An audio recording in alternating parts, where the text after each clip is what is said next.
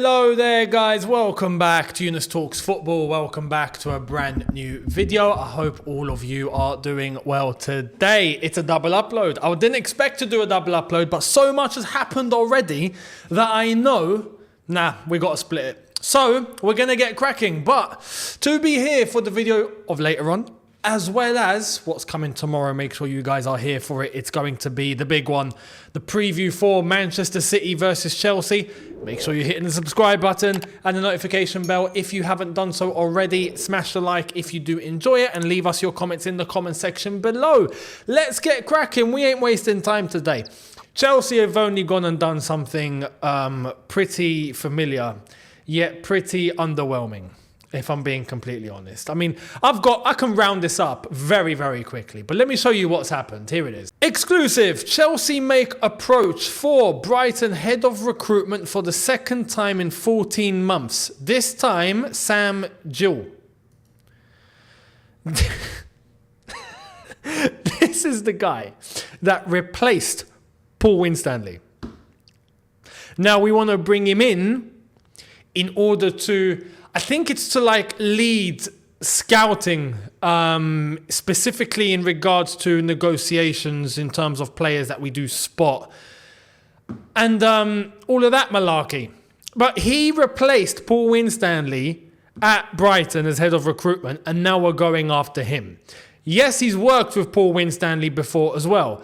But this is where, look, and there's obviously the news of last night where Chelsea are going to the Swansea head of football operations, who's going to be coming in as the loans manager. Now, some people seem to be confused about loan manager. Loan managers exist, and they've existed for a little while, specifically with Premier League clubs in the last maybe 5-6 years, because more clubs are loaning out much more than ever. So it's important to have someone in charge of just that, because there's actually quite a lot of work to do. So that's normal. That's not a problem. But we're going to Swansea. We're going to Swansea to pluck out someone in order to run the role as loans manager. Now, normally, you know what? Normally, there's actually not too much wrong with that. But when you look at everyone that we have, right, underneath the sporting directors, there's not one, right, including the sporting director, not one that has come from a high level. Not one. And now we're looking to bring in the Brighton head of recruitment to come and work under Paul Winstanley and Lawrence Stewart. Listen, I can round this up, like I said, very quickly. Todd Bowley, Egbali, Feliciano, right? Bluco, all of you, you bought the wrong club. You bought the wrong club. You could have literally, instead of come to London, you could have easily just kept going down the M23. You would have landed in Brighton, head off to the Amex, knock, knock, listen, we will buy your entire football club right now. And you know what? You would have saved some change. You wouldn't have had to spend how much you spent on buying Chelsea Football Club, even though you got Chelsea at a very cut price because of the circumstances. But you would have had spare change. You wouldn't have had to change anybody. And you wouldn't have had to bring anyone in. You would have had Graham Potter. You would have had Winstanley. You would have had Caicedo. You would have had all of this. And you would have had this geezer as well, Sam Gill. You wouldn't have had to change anything. You wouldn't have had to bring anyone in. You wouldn't have to spend any money. It would have been readily set up for you. You bought the wrong club. Now you want to become Brighton. Listen, I'm not about that life. Some people are going to be cool with it. As far as I'm concerned, listen, I'm not cool with it whatsoever. But at this point, look, you reap what you sow. Let's see how this goes. Yeah, let's just see where this ends up, because I think it's pretty obvious. This has never worked in the history of football, and there's a reason. Some people are thinking, oh no, in 3 to 5 years, we're going to be mint. We're going to be... We'll see. We'll see. We'll see. Clearly, they don't want to divert from their strategy. Clearly, they don't want to divert from their model, which means it's very, very straightforward. Pochettino's going to leave the club at some point, and we already know in this case who's going to be the next guy. You can bet your house that it's going to be Roberto De Zerbi. You can bet your house and your life savings that the next Chelsea manager will be Roberto De Zerbi. We want to be Brighton, so we're going to be Brighton. So, you know what? Let me actually show you. Here's the latest from Brighton. Brighton are understood to be prepared for Roberto De Zerbi's potential departure and are drawing up contingency plans in the event that he leaves. De Zerbi has admirers from both Liverpool and Manchester United. This has come from the Mail, right? Tom Colomos. And he's missed one team here. He's missed the team. It's not going to be Liverpool. They're going to get Xabi Alonso. Which I just want to say, not actually look at all the, let's call them the new gen managers, right? The new gen. Some would call them hipster managers, right? All the ones that are fresh off the block coming through right now. The one that is actually letting me raise an eyebrow and think about it is Xabi Alonso. Because I even heard him talk, and he was talking about his philosophy and the way that he sees the way that his team should be playing. It actually makes sense. It makes sense. And it's not so extremist, which is the good thing. He wants his teams to have control of the ball. He's not so obsessed with trying to get from A to B so quickly. He's about making sure that you get from A to B. Doesn't want any mistakes. But he's not just all guns blazing like many people nowadays just want to be. That's just attack.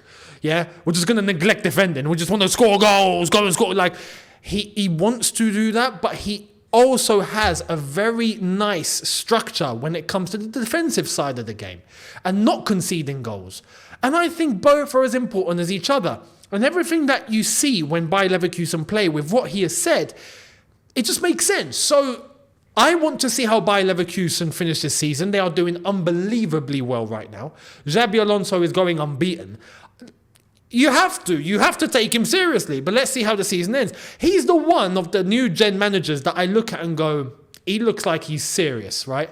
And if it means going for Xabi Alonso, I wouldn't be against it at all. But we're not going to do that. Liverpool are going to do that. Man United, I don't know what Man United are going to do, but you best believe, we're sorry, De Zerbi will be the next Chelsea manager. 100%. Why? Because we want to be Brighton. Have you not received the memo already? It's obvious. We might as well get rid of the lion and put a seagull at this point. Chelsea and Hove Albion. Might as well change the name. This is getting pretty crazy, man. The fact that we always have to go to Brighton to pluck out their staff and their players and their managers, and it's just not ending. I wouldn't be surprised if Tony Bloom becomes part of Blueco at this point. I really wouldn't. Let me know your thoughts on that. As I've said, look, I think the consequence of all of this is Chelsea will be remaining mid-table. It's as simple as that. People are going to expect some crazy, insane turn of events where we end up competing for the league. Like this? No, we're going to be mid-table. Next season, we will be mid-table. The season after, we will be mid-table. That's how it's going to be. When you get mid-table in, you're going to end up mid-table. It's logical. So, let's see what happens. Honestly, people are just going to have to deal with the consequences at this point. It's as simple as that. Because there seems to be a growing amount of people, especially amongst the younger demographic, that think all of this is a good idea. All right, we'll see. You'll learn the hard way. You know, it's as simple as that. We'll see what happens. And yeah, I guarantee De Zerbi will be the next Chelsea manager. 100%. Like I said, let me know if you agree or you disagree. If you have any other names that you think could be the next manager, let me know down below. If they're not aligned with Brighton, their chances are low. Here's the latest on Conor Gallagher.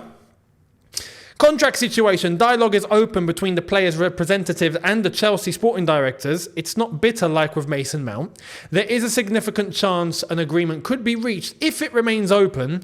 However, there's no movement towards a new deal and nothing on the table currently. So he has nothing to agree to. They want to sell him. People are going to be like, no, Conor Gallagher might actually stay. He won't.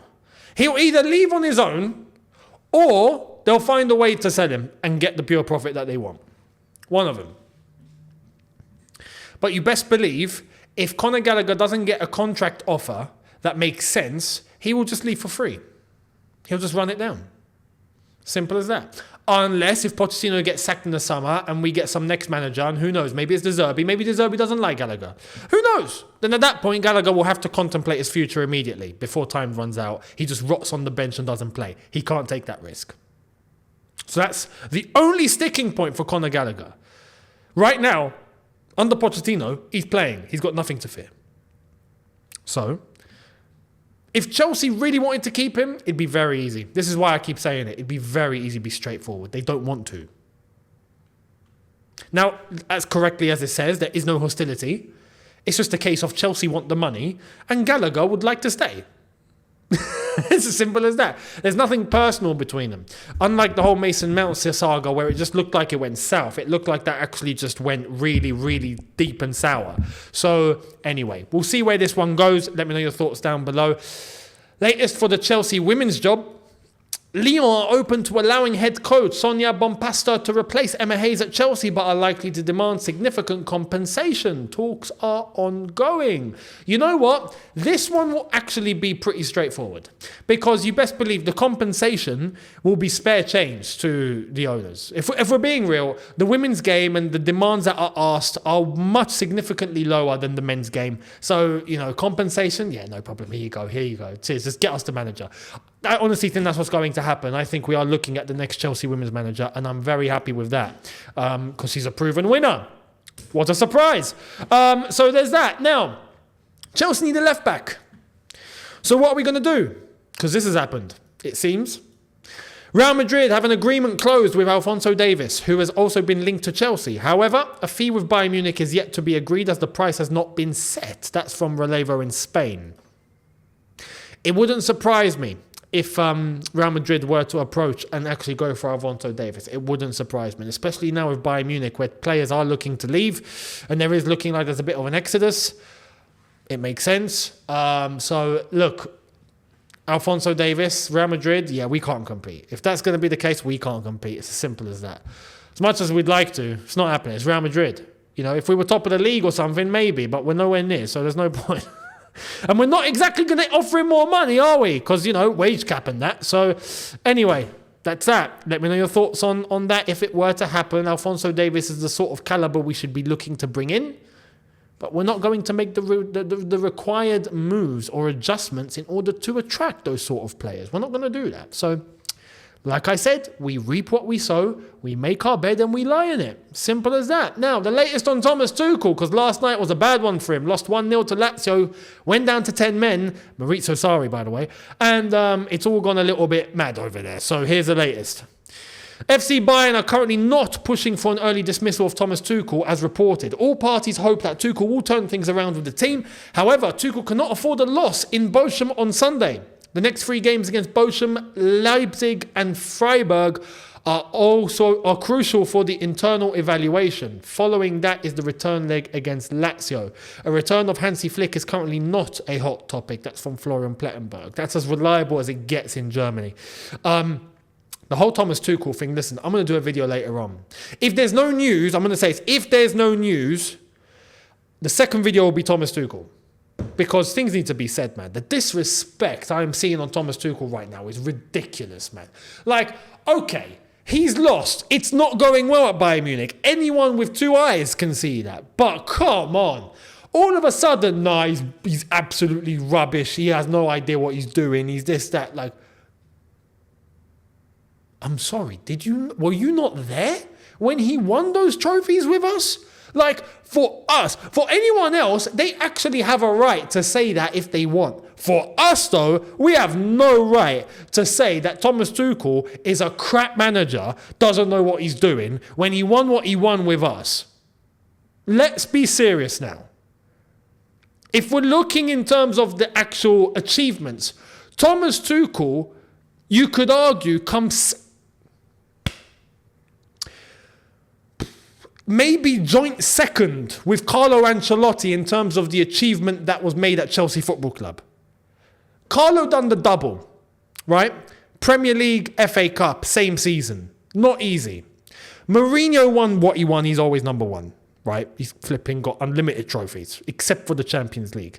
Thomas Tuchel, Champions League, Super Cup, Club World Cup, made how many finals? We didn't win the FA Cup final or the Carabao Cup final. We got pretty far. Mate, that's a pretty big achievement for the time that he was here. All of a sudden, he's absolutely rubbish. Come on. Anyway, I will get into more detail later on, but at Bayern Munich, yes, it's just looking like it's not working. And that can happen. That can happen. Sometimes it's not a right fit. Sometimes it just doesn't click. Sometimes it just doesn't work. But people have this notion that Bayern Munich just need to always win. Let's put some respect on what Xabi Alonso and Bayer Leverkusen are actually doing. It's because of them Bayern Munich are second. It's not because of Bayern Munich being rubbish that they're not first. People want to talk and hype about Xabi Alonso, but they're not actually giving him the respect. They're blaming Thomas Tuchel for Bayern Munich being second. No, Bayer Leverkusen are doing something mad right now. When you actually look on paper in terms of Bayern Munich's form and performances, right? When you look at their results, Thomas Tuchel's got the highest win percentage he's had in his career. 43 games, 28 wins. But he's lost 10 times. And because Nagelsmann lost 10 times with double the amount of games, Thomas Tuchel's being deemed a failure at Bayern Munich. That's the level of standard that's just at Bayern Munich right now, right? And that's understandable. Here's the information. Thomas Tuchel has lost 10 of his 43 competitive matches at FC Bayern coach, which is already as many defeats as his predecessor Nagelsmann suffered in 84 games in charge of the club.